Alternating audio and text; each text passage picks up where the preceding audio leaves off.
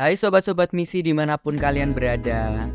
Seperti yang kita tahu bersama, bahwa pada tanggal 3 sampai dengan tanggal 6 September 2024 adalah hari bersejarah bagi Republik Indonesia dan bagi umat Katolik di Indonesia.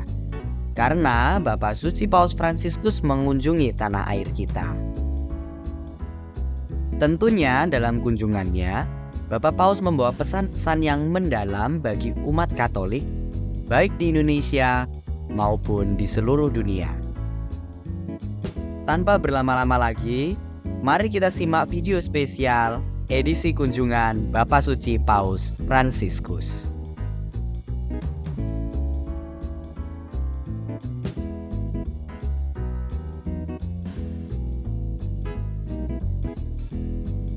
Pesan dan kesan pertama sejak kedatangan Bapak Paus adalah kesederhanaannya. Bapak Paus tiba di Jakarta dan mendarat di Bandara Internasional Soekarno-Hatta. Bapak Paus tiba menggunakan pesawat komersil milik maskapai ITA Airways, bukan merupakan sebuah private jet.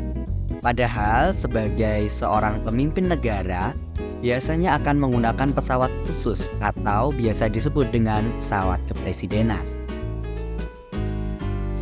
Kesan sederhana juga terpancar saat Bapak Paus terkonfirmasi juga tidak mau menggunakan mobil mewah anti peluru. Dan beliau juga memilih untuk duduk di sebelah sopir. Bapak Paus akan menggunakan mobil komersil Kijang Innovazionic selama kunjungannya di Indonesia. Bapak Paus juga menolak untuk tidur di hotel mewah yang telah disediakan. Beliau memilih untuk tinggal di Wisma Kedutaan Besar Vatikan untuk Indonesia. Sedangkan hotel yang telah disediakan akan digunakan hanya oleh rombongan Vatikan saja. Selama perjalanannya dari Bandara Internasional Soekarno-Hatta sampai Kedutaan Besar Vatikan, Bapak Paus juga sangat ramah kepada masyarakat Indonesia. Beliau senantiasa membuka kaca jendelanya untuk menyapa dan melambaikan tangan kepada masyarakat di sekitar yang menyambut kedatangannya. Di hari kedua kunjungannya, Bapak Paus bertemu dengan Bapak Presiden Republik Indonesia, Presiden Joko Widodo di Istana Merdeka Jakarta. Ada yang menarik pada pertemuan bilateral ini, yaitu pesan Bapak Paus pada buku Tamu Kenegaraan. Bapak Paus menuliskan sebuah pesan untuk Indonesia dalam buku Tamu Kenegaraan di Istana Merdeka. Jika diterjemahkan dalam bahasa Indonesia, seperti ini pesan Bapak Paus. Terbuai dalam keindahan negeri ini, tempat perjumpaan dan dialog antar berbagai budaya dan agama. Saya berharap masyarakat Indonesia tumbuh dalam keimanan, persaudaraan, dan kasih sayang. Tuhan memberkati Indonesia. Dalam pesan tersebut sangat jelas ya sobat-sobat misi, bahwa Bapak Paus sangat menekankan persatuan dan kesatuan walau kita berbeda-beda. Dalam pidato kenegaraannya, Bapak Paus juga menyampaikan hal yang serupa. Bapak Paus menyampaikan keinginannya untuk meningkatkan dialog antar agama di berbagai wilayah negara. Jika diterjemahkan dalam bahasa Indonesia, seperti ini kutipan dari pidato Bapak Paus Fransiskus. Untuk memperkuat kerukunan yang damai dan berbuah yang menjamin perdamaian dan menyatukan upaya-upaya untuk menghapuskan ketimpangan dan penderitaan yang bertahan di beberapa wilayah negara, Gereja Katolik berkeinginan untuk meningkatkan dialog antar agama. Ini menunjukkan bahwa dalam kunjungannya, Bapak Paus membawa pesan agar kita sebagai umat Katolik harus bisa nih sobat untuk saling menghargai dan menghormati antar umat beragama. Setelah bertemu dengan Presiden, Bapak Paus bertolak menuju Katedral Jakarta untuk bertemu dengan uskup, imam, diakon, seminaris, dan juga katekis. Kurang lebih ada sekitar 1.200 orang hadir dalam pertemuan bersama Bapak Paus di Katedral Jakarta. Pada kesempatan itu, Bapak Paus menyampaikan pesan yang berkaitan dengan tema yang diusung dalam kunjungannya, yakni iman, persaudaraan, dan bela rasa. Setelah itu, Bapak Paus menemui 200 pelajar dari latar belakang yang berbeda-beda dan beragam. Pelajar ini berasal dari program Tunas Bhinneka, temu unjuk kolaborasi siswa Bhinneka, yang merupakan kolaborasi antara Pusat Penguatan Karakter (Puspeka), Kementerian Pendidikan Kebudayaan Riset dan Teknologi (Kemdikbudristek), dan Scholas Occurrentes, organisasi sosial yang didirikan oleh Bapak Paus Fransiskus. Inti dari perbincangan itu adalah bahwa walaupun kita hidup di negara Bhinneka Tunggal Ika, ternyata masih ada diskriminasi di negara kita ini. Hal ini disampaikan oleh pelajar Brian Davis, salah satu pelajar SMA Negeri 27 Jakarta, dan juga Kristiana Oktaviani Matondang, pelajar SMA Negeri 113. Ada yang menarik nih sobat dalam pertemuan itu. Para siswa dan siswi menampilkan sebuah karya seni berjudul Polyhedra, berbentuk hati yang merupakan potongan karya seni dari para pelajar peserta program Tunas Bhinneka dan Sekolah, yang berbentuk lukisan, potongan kain perca, dan juga karya lainnya. Nimade Indira Dewi, peserta didik SMK Negeri 58 Jakarta, menuturkan bahwa karya seni tersebut dibangun oleh 1.500 orang dari beragam suku, agama, gender, dan tingkat sosial ekonomi.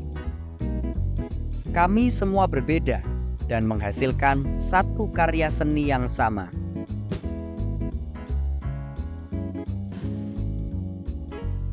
Di hari ketiga kunjungannya, Bapak Paus melaksanakan dialog antar agama di Masjid Istiqlal. Ada dua pesan yang dibawa oleh Paus dalam kunjungannya. Yang pertama, Bapak Paus mengajak semua umat beragama untuk merefleksikan persatuan di balik perbedaan.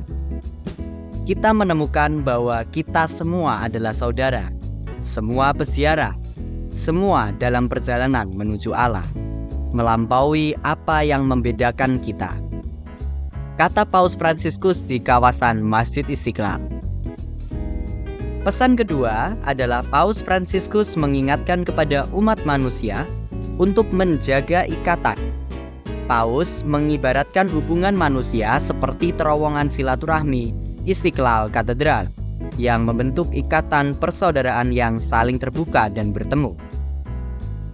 Yang benar-benar mendekatkan kita adalah menciptakan hubungan antara perbedaan-perbedaan kita dengan menjaga agar ikatan persahabatan, perhatian, dan timbal balik tumbuh, kata Paus Fransiskus. Bapak Paus juga memuji kerukunan antar umat beragama yang ada di Indonesia. Semboyan Bhinneka Tunggal Ika juga sempat disebut oleh Paus Fransiskus sebagai simbol persatuan. Berikut ini kutipannya. Dengan pertolongan dan berkatnya, maju terus, Bhinneka Tunggal Ika, berbeda-beda tetapi tetap satu jua. Terima kasih. Setelah dari Masjid Istiqlal, Bapak Paus melanjutkan kunjungannya ke Kantor Konferensi Wali Gereja Indonesia (KWI) untuk menemui penerima manfaat organisasi amal. Dihadiri oleh 100 orang penerima manfaat yang terdiri dari penyandang disabilitas, orang sakit, hingga masyarakat menengah ke bawah. Bapak Paus menganggap mereka seperti bintang yang bersinar. Paus Fransiskus setuju dengan martir Romawi Santo Laurentius yang dikenal sebagai pelindung orang miskin.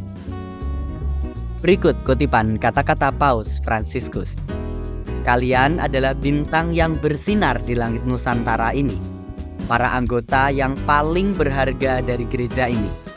Kalian harta karunia. Paus kemudian merespon ungkapan hati yang disampaikan salah satu penyandang tunanetra, Mimi Rusli.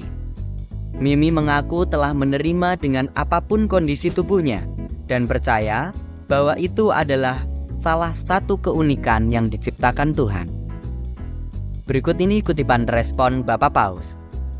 Izinkan saya memulai dengan berkata bahwa saya sepenuhnya setuju dengan apa yang Mimi beritahukan kepada kita. Allah menciptakan manusia dengan kemampuan-kemampuan unik untuk memperkaya keragaman dunia. Ia lalu menunjukkan kepada kita tentang hal ini dengan berbicara secara indah tentang Yesus sebagai mercusuar harapan kita. Terima kasih, Mimi.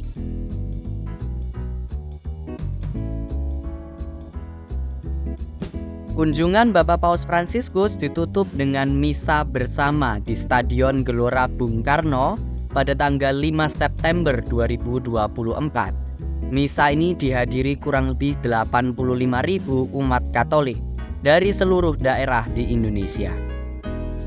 Dalam misa tersebut, Bapak Paus mengharapkan beberapa hal untuk bisa dimaknai oleh masyarakat Indonesia. Berikut ini pesannya. Yang pertama adalah menggalang persatuan dan juga perdamaian. Paus Fransiskus berharap untuk memperkuat persatuan dan perdamaian di tengah keberagaman Indonesia.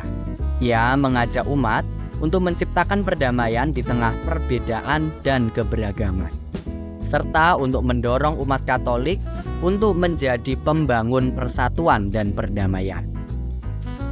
Yang kedua adalah mendengarkan sabda Tuhan. Paus Fransiskus menekankan pentingnya mendengarkan sabda Tuhan dan menghidupi sabdanya. Ia berpesan agar umat Katolik lebih peka dalam mendengarkan sabda dan Injil Tuhan, sehingga sabda Tuhan dapat menjadi pedoman bagi kita semua dalam berperilaku di kehidupan kita sehari-hari. Yang ketiga, membangun masyarakat yang lebih adil. Dalam homili, Paus Fransiskus berpesan agar umat Katolik membangun masyarakat yang lebih adil. Ia menekankan tugas panggilan umat Katolik untuk membangun masyarakat yang lebih adil dan harmonis. Yang keempat, menyebarluaskan kasih dan persatuan.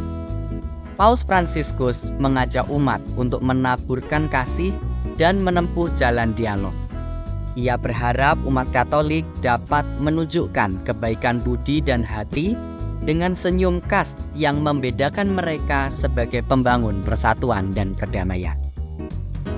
Yang kelima adalah menyebarkan harapan.